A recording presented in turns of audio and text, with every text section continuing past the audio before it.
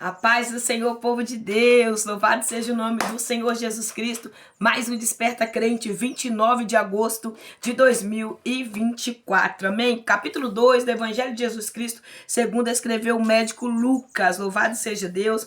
Nós vamos agora falar sobre o nascimento de Jesus, o cumprimento da profecia que está ali em Malaquias, capítulo 4, verso 2, onde está em Gênesis, capítulo 3, verso 15, que é o cumprimento de promessa em toda a tua palavra. Isaías capítulo 53 vai falar sobre a profecia do nascimento do Messias. Isaías capítulo 7 vai falar que ele nasceu de uma virgem. Louvado seja Deus. E aqui vai se cumprir muitas profecias para glorificar o nome santo do Senhor. Então vamos lá. Naquela época, ou naquele tempo, naquele período, naquele exato momento, né, o imperador César Augusto, ele vai fazer um decreto, ele vai fazer um aliciamento, um recenseamento para fazer a contagem do povo, de todo ali do povo da província aonde ele governava. Augusto não é um nome, Augusto é um título, né, que foi dado a ele, que no significado ali, no significado romano, grego, significa exaltado ou digno de exaltação. Então ele assim, aquele homem vai fazer coisas muito grande, por isso que ele vai ser conhecido como César o Grande. Vou ler aqui uma listinha de rodapé para você entender um pouquinho bem o que ele fez. Lucas procura sempre relacionar sua narrativa aos grandes fatos históricos do seu tempo. César Augusto, ele vai reinar do ano 30 ao ano 14 depois de Cristo. Foi o primeiro e o maior dos imperadores romanos. Estabeleceu a chamada Pax Romana, quer dizer, paz romana.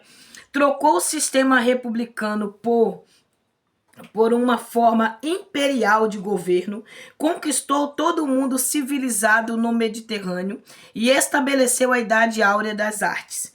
Arquitetou a literatura romana. No ano 27 a.C., o senador romano lhe concedeu o título de Augusto, que é o que eu traduzi para vocês, né? Que em latim significa exaltado ou digno de toda reverência, e embora os judeus estivessem isentos do serviço militar romano, e por isso não eram obrigados a atender a convocação militar, não estavam livres de pagar o imposto. E esse recenseamento ou cadastramento visava exatamente alistar todos os cidadãos moradores sobre o domínio romano, especialmente para o recolhimento de imposto. Então, quer dizer, os judeus também tinham que ir às suas cidades onde nascia para fazer esse recenseamento, para essa contagem, né? Hoje a gente sabe, né? Esse recenseamento que vem na porta da gente, para saber nome, idade, nasceu e tal. No caso aqui, eles teriam que viajar até a sua cidade para ali fazer esse alistamento, né? Para ser alistados ali. Então, para cumprir a profecia, Deus usa esse decreto desse imperador pagão para cumprir a profecia, que Jesus nasceria em Belém. Por quê? José vai ter que retornar até Belém, onde ele nasceu, que é a cidade de Davi. 1000 anos antes, a profecia ali, 1000 anos antes, nasce também Davi ali na cidade de Belém, e onde seria cumprimento da profecia que ele viria da descendência de Davi. O verso 4 diz: por isso José também viajou da cidade de Nazaré, da Galileia, para a Judéia, até Belém, cidade de Davi, porque pertencia à casa e à descendência de Davi. Então eu estava aqui cumprindo a profecia que Jesus nasceria em Belém, na terra onde nasceu Davi, que ele seria da descendência de Davi. E eles vão retorno para lá. Eles viajaram 3 dias, aproximadamente 3 dias ali, porque de Nazaré a Belém, né, eles passariam ali mais ou menos 3 dias de viagem, dava 10 quilômetros caminhando. Então ali eles vão indo, né, porque a profecia estava se cumprindo naquele momento e era necessário eles irem. E ela vai dar a luz ao seu primogênito. Por que o texto aqui no verso 7 diz primogênito? Porque Jesus é o primeiro de muitos, né? O primeiro de muitos, pois novamente ressuscitar. Nós sabemos que quem morrer em Cristo vai ressuscitar naquele grande dia, outros serão arrebatados, e ele é o primogênito de muitos. Porém, também é o primogênito de Maria. Por quê? Porque Maria vai ter Jesus, depois vai ter mais filhos. Nós vamos ver aqui que vai ter muito mais filhos depois, aqui ela vai ter outros filhos com José. Então, o primeiro de Maria e o primogênito de muitos e unigênito de Deus. Jesus é o unigênito de Deus, filho de Deus, um único, né? E ele vai nascer na manjedoura, pois ali havia de se cumprir a profecia. Ele ficava, ela foi hospedada. Por quê? Em Belém, ali em Jerusalém, estava assim de pessoas. Porque, irmãos, estava acontecendo um recenseamento em toda ali a província. Então, todos que nasciam ali estavam chegando. Então, as cidades ficavam cheias de pessoas que estavam chegando novamente para poder ser alistados. Então, não tinha lugar em nenhum hotel, em nenhum lugar. E eles vão ficar nos estábulos, ali onde tinha uma manjedoura. O que é manjedoura? Manjedoura é um coxo, onde coloca comida para os animais comer. Ali ela forra e vai colocar Jesus ali após ter nascido ali, numa manjedoura. E ali nasce Jesus, porque não tinha espaço. Se você ler lá Mateus capítulo 1, do verso 18 em diante, também vai falar, Marcos também. E a gente, que os evangelhos são sinóticos, né? Vê tudo na mesma ótica. Aqui eu saltei alguns versículos aqui que não dá para falar tudo, porque é muito grande esse capítulo, para dar até pra gente terminar. Vamos ver assim, ó. E hoje na cidade de Davi vos nasceu, aqui o anjo vai aparecer e vai falar para os pastores que estão ali pastoreando ali perto, e eles vão falar, e o anjo vai dizer para ele: todavia um anjo lhes revelou, não temas, para que eles não tenham medo, mas continuassem confiando em Deus. Eis que vos trago boas notícias de grande alegria, e que são para todas as pessoas. Hoje, na cidade de Davi, vos nasceu o Salvador, que é o Messias, o Senhor. Isso vos servirá de sinal. Encontrareis um recém-nascido, envolto em panos e deitado sobre uma manjedoura. Porque toda mulher judeia, quando ganhava os seus filhos, ela enrolava em fitas para que eles ficassem bem aquecidos. E no mesmo instante surgiu uma grande multidão de um exército celestial que se juntou ao anjo e louvavam a Deus. Então os anjos adoravam e entoavam louvores ali, exaltando a magnitude, a majestade do Deus Altíssimo em todo o universo. Eles adoravam a Deus porque nascia ali o Messias, o prometido das nações, o Salvador do mundo. Pense ali para aqueles 3 pastores, para aqueles 3 reis vendo aquela multidão de anjos adorando ao Senhor. Meu Deus, que maravilha que foi. E logo ali naquele instante, quando surge ali, eles vão, ir assunto ao céu, voltarem para a glória, e eles vão dizer assim: glória a Deus nos mais altos céus e paz na terra, as pessoas que recebem a sua graça. Eles viviam numa paz, na Pax Romano, eles viviam numa paz romana, onde não havia ali distinção de religião, poderiam adorar os seus deuses, poderiam, isso já vinha, sabe, como estratégia militar para dominar, para mandar, então eles não tinham impedimento. Então viviam uma paz falsa, uma paz de homens, E aqui eles vão dizer que a paz na terra, os homens que receberam a graça, teria essa paz verdadeira em meio à luta, tribulação. Você pode ver, nós estamos aqui no Brasil e nós sabemos que o Brasil está indo numa situação terrível, as nações em volta, estamos vendo tudo quanto é sinais acontecendo, mas o povo de Deus tem paz em meio a tanta turbulência, em meio a tanta luta, a tanta prova. Nós estamos em paz em Cristo, nós conseguimos adorar a Deus, nós conseguimos continuar a nossa vida cotidiana, vivendo um dia após o outro, adorando a Deus e tendo paz dentro de nós. Então é a verdadeira paz que só Deus pode dar ao homem, a paz que só Deus pode entregar ao homem, é essa paz que nós estamos falando aqui neste momento. A paz, aleluia, e a paz na terra, as pessoas que aceitou, recebeu essa graça salvadora. Deus nos dá uma paz eterna e verdadeira, louvado seja Deus. Então ali logo depois que os anjos vão assunto ao céu, os pastores falam: vamos até Belém e vejamos estes acontecimentos que o Senhor nos deu a saber em revelação. Então eles vão até Belém, vão chegar, vão levar mirras, vão levar ouro, vai adorar o Senhor. E quando eles voltam no capítulo 1 de Mateus, você vai ver que ali César vai perguntar para eles: vai adorar novamente lá, me fala onde tá, porque a intenção dele era matar Jesus, A intenção era matar, porque ele vai sair, todos começaram a comentar: nasceu o Salvador, nasceu o Messias, e todos ali começaram a falar sobre o nascimento de Jesus, e vai chegar até as autoridades romanas. E César não queria perder a sua cadeira, se sente ameaçado e vai procurar saber quando nasceria, onde nasceria o Messias. Ele vai procurar saber sobre essa profecia dos judeus. Por quê? Eu vou ler aqui para vocês entenderem algo aqui também. Havia pessoas esperando pelo Messias, mas havia pessoas distintas, partidos distintos ali que esperavam pelo Messias. Eu vou ler aqui, ó. Os líderes religiosos e o povo judeu estavam divididos em suas expectativas quanto à obra do Messias prometido. Então, vamos lá. Uns esperavam que ele fosse um grande líder militar e os livrasse do domínio de Roma. Então, aqui havia um partido que esperava o Messias para livrar eles do domínio de Roma, porque quem dominava o mundo ali naquele tempo era Roma. Eles que mandavam, César Augusto, um romano. Outros desejavam cura para suas enfermidades e outros muitos sofrimentos físicos. E outros ainda ambicionavam um Messias que livrasse da fome e da pobreza. Contudo, a missão proprietária de Cristo, anunciada pelos anjos, é que ele viria resgatar a humanidade, pagando o preço pelos seus pecados e a morte. O que os anjos vêm e anunciam, pastores, é que o Senhor viria e pagaria o preço por pecado de toda a humanidade. Gênesis capítulo 3, versículo 15, que aquele que virá esmagará a cabeça da serpente e teria inimizade. E ali então nós vamos entender que aqui é um cumprimento. Só que muitos esperavam, havia aqui, só falei de 3 partidos que esperavam um líder militar, esperavam alguém que nos livraria das suas dores, do seu sofrimento. Outros esperavam alguém que livrava da pobreza, que faria todos ricos. Então havia ali aquela expectativa e muitos romanos ali, muitos judeus que esperavam esse Messias. Então por isso que quando Jesus vem, muitos vão ficar decepcionados, porque uns esperavam um Messias rico, outros esperavam que viria do governo militar, tomaria Roma, entraria em guerra e tomaria Roma, tiraria César Augusto do poder e assim seria livres todos os judeus. Então assim havia essas expectativas.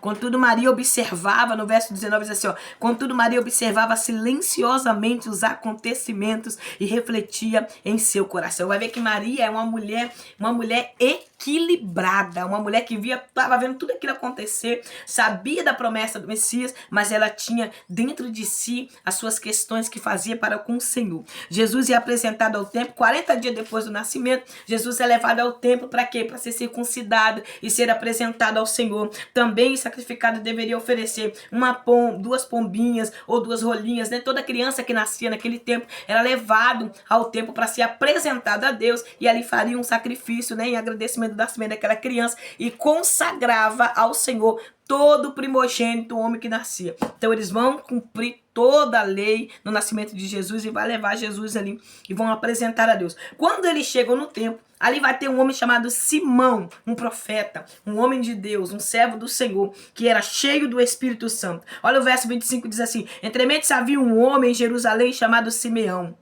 homem justo e piedoso, e que almejava a consolação de Israel, e o Espírito Santo estava sobre ele. O Espírito Santo lhe havia revelado que não morreria sem ter a oportunidade de ver o Cristo.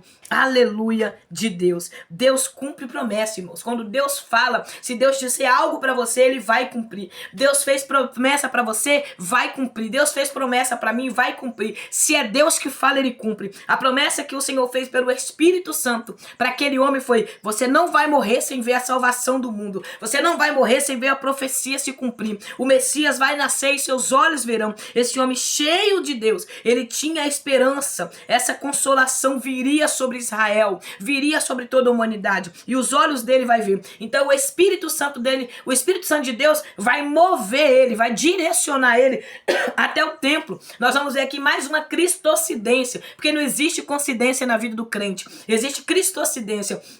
Maria vai levar o bebê Jesus, o menino Jesus, para ser apresentado no templo em Jerusalém, e o Espírito Santo vai mover Simeão até chegar ao templo para aquele momento exato, para que os olhos dele contemplassem aquilo que o Senhor falou com ele. O verso 28 diz, e Simeão tomou em seus braços e o louvou a Deus, exclamando, aleluia, ó soberano, como prometeste, podes agora despedir em paz o teu servo. Já era um homem avançado em idade, que sabia que não morreria sem ver cumprir a promessa do Senhor. Todos nós, servos do Senhor, temos que ter essa convicção, irmãos. Velório de crente não tem que ser triste, irmão. Velório de crente tem que ser com exaltação e glória a Deus. Independente da forma que partiremos aqui dessa terra, teremos que entender. Velório de crente tem que ter pregação, louvores a Deus, apelo, porque o melhor lugar a estar é um velório. O provérbio diz que o melhor lugar para estar é um velório, não é uma festa. Numa festa você não lembra de nada, porque você tá tão só alegre. Se tiver bebida, essas coisas mundanas, aí que as pessoas não lembram, não te dá consequência. Mas o melhor lugar que você tem aí é um velório, porque ali você vai ver que todos nós iremos para ali. E a vida é uma dádiva de Deus, como nós estamos usando, como nós estamos vivendo. Deus deu a dádiva de viver para cada um de nós. Então todos os servos do Senhor têm que entender isso aqui que eu vou dizer. Ir em paz. Paulo diz assim, que morrer para ele era lucro. Morrer era lucro. Se ficar para ele era benção, mas se morrer também seria lucro. Então a gente precisa entender isso. Morrer em Cristo, irmãos, é diferente de morrer sem Cristo. Quem morre sem Cristo morre sem paz. Quem morre sem Cristo morre em tormento, porque não sabe para onde vai, não sabe o desespero, a angústia da morte. Mas quem morre em Cristo sabe que vai levantar, que a sua alma vai estar com ele, que o seu espírito vai estar com ele. A carcaça aqui vai para a terra novamente, vai para o pó, porque do pó veio e do pó voltará. Mas e nós que morremos em Cristo, precisamos ter essa convicção. Olha o que esse homem vai falar para o Senhor. Despede em paz o teu servo. Então aquele que morre em Cristo morre em paz, porque sabe que não é uma morte eterna, que não vai morrer em sofrimento eterno, mas vai acordar em glória eterna junto com o Senhor, glorificando e adorando o nome do Senhor. Crente não tem que ter medo da morte, irmãos. Crente não pode ter medo da morte. E nós vemos que muitos de nós que servimos a Deus, quando falamos de enfermidades, como falamos de qualquer situação que vem, porque nós não estamos incertos de enfermidades, o mundo tereis aflições, então nós passaremos por prova. Posso ter um câncer, como eu tive no 6, mas Deus resolveu me curar.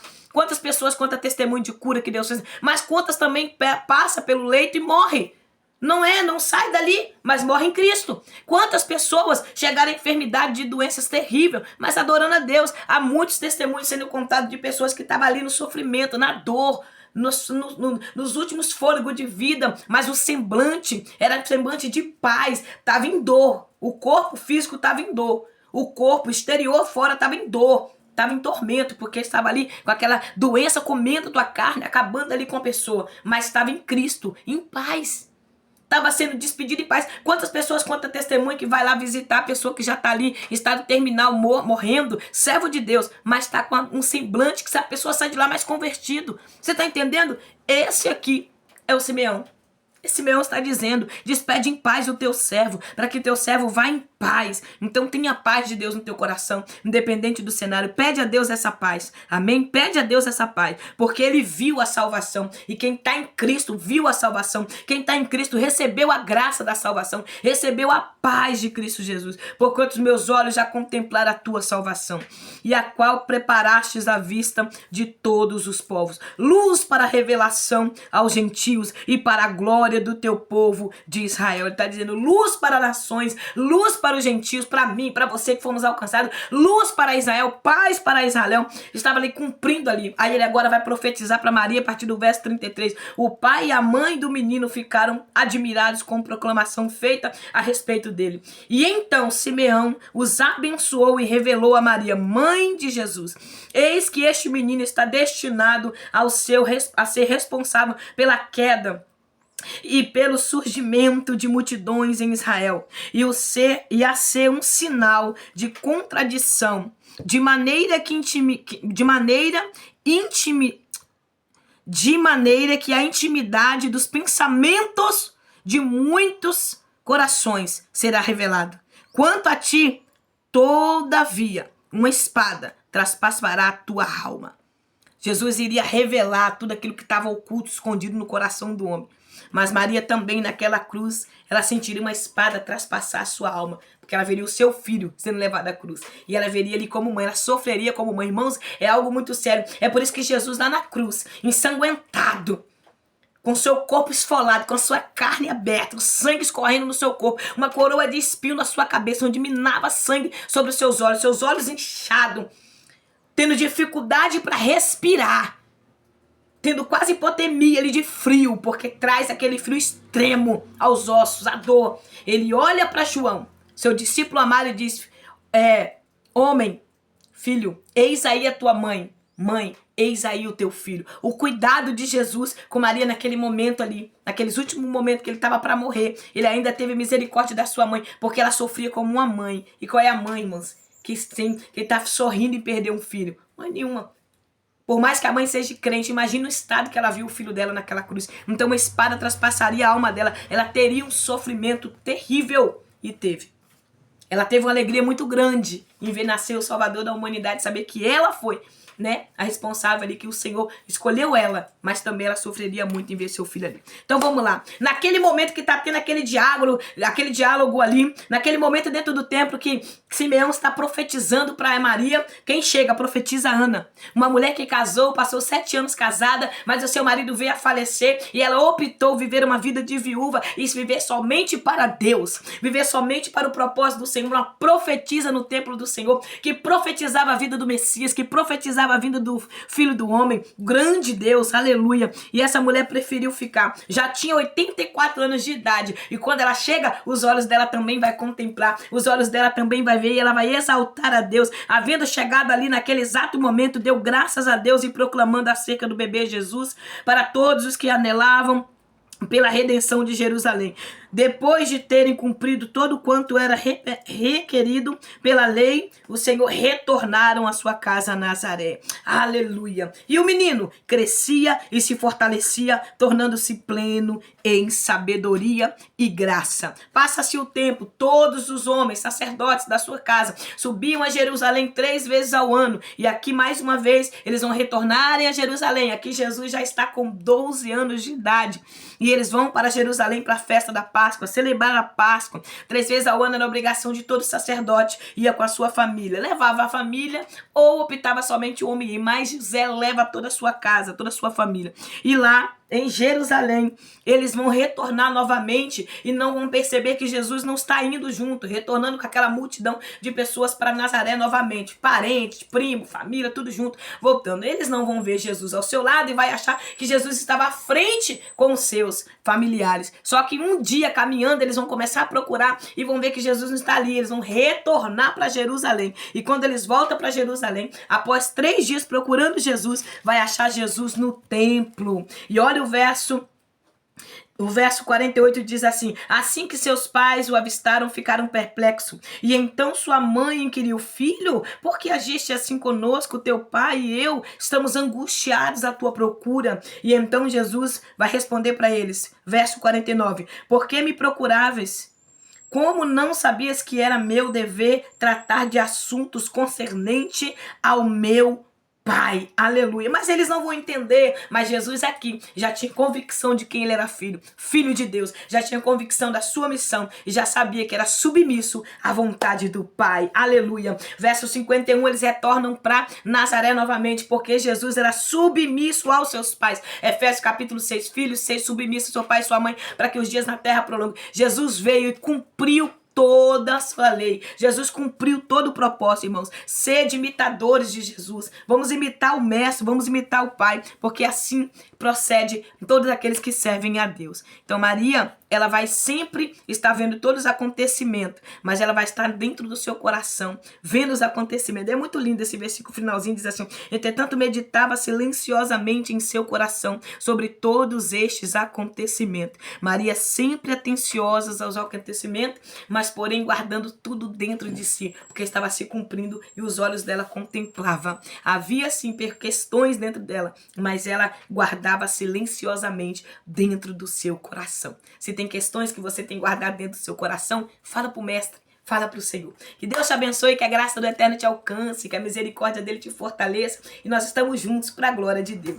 Mais um Desperta Crente. Que Deus continue te abençoando. Seja Jesus na vida de alguém. Se esse vídeo te edificou, passe para mais alguém. Se inscreva no canal, dá o like, compartilha. E estamos juntos. Você que está inscrito no canal, seja muito bem-vindo. Que a graça do Senhor continue te fortalecendo. Vamos orar? A oração é a chave, irmãos. Tudo se começa e se termina com oração. Senhor, eu quero externar minha gratidão. Eu quero agradecer ao Senhor por mais um dia, por mais um Desperta Crente sendo gravado, por este canal, Senhor, que o Senhor tem abençoado a minha vida e abençoado a vida dos teus filhos também. Eu apresento as nossas vidas em tuas mãos e pedimos ao Senhor que o Senhor continue a nos dar essa graça, esse favor imerecido, que nós possamos, ó Pai, ter paz em nosso coração, independente do cenário, independente das lutas, das provas, das adversidades, das enfermidades que enfrentamos, das perdas que enfrentamos, das calúnias que passamos, que nós venhamos continuar a olhar para o Senhor como autor e consumador da nossa fé, que nós venhamos te pedir a paz, porque tu és o príncipe da paz. A paz que o Senhor nos dá excede todo entendimento. Por isso eu te peço essa paz, ó Pai, sobre os nossos corações, que nós possamos continuar firmes e crentes e crendo, independente de qualquer circunstância ou situação. Estamos dependentes do Senhor. Permaneça conosco, Pai, no nome de Jesus.